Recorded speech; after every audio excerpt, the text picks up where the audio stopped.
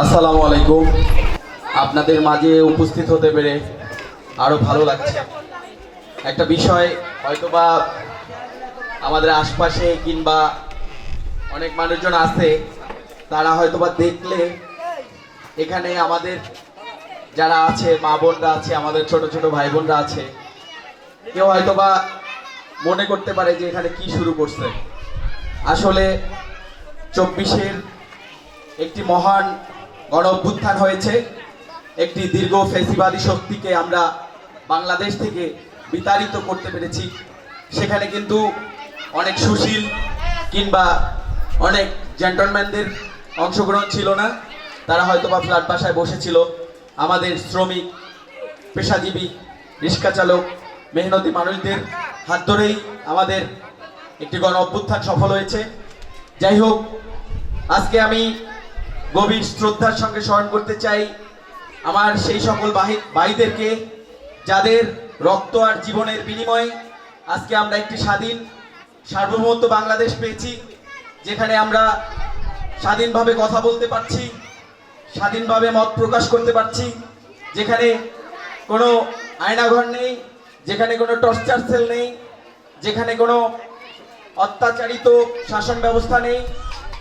যাই হোক, আজকে যারা এই অনুষ্ঠানের আয়োজন করেছে তাদেরকে আমি অন্তরস্থল থেকে ধন্যবাদ জানাতে চাই যে তারা এত সুন্দর একটি আয়োজন করেছে।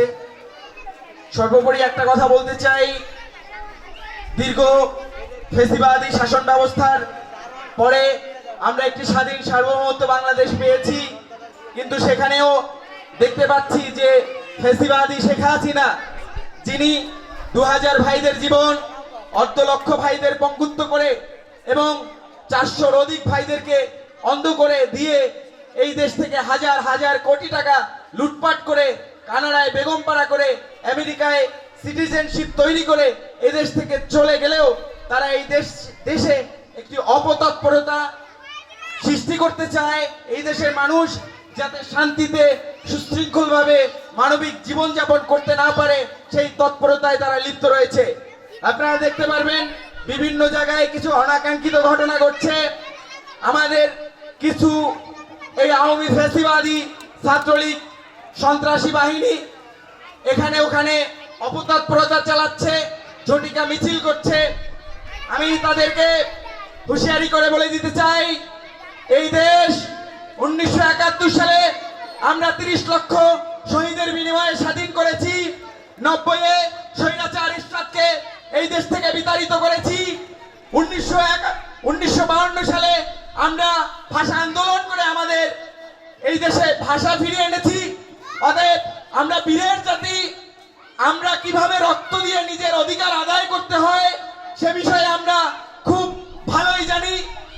অতএব আপনারা যদি মনে করেন যে এই দেশের মানুষকে আবার মানবিক মর্যাদা এবং অশান্তি তৈরি করবেন, এই দেশের মানুষকে শান্তিতে বসবাস করতে দিবেন না, আপনারা ভুলের স্বর্গে রয়েছেন। এই দেশের মানুষের মানবিক মর্যাদা, এই দেশের শান্তি শৃঙ্খলা রক্ষায় আমরা এই ফ্যাসিবাদী শক্তিকে রুখতে বিন্দু পরিমাণ আপোষ করব না।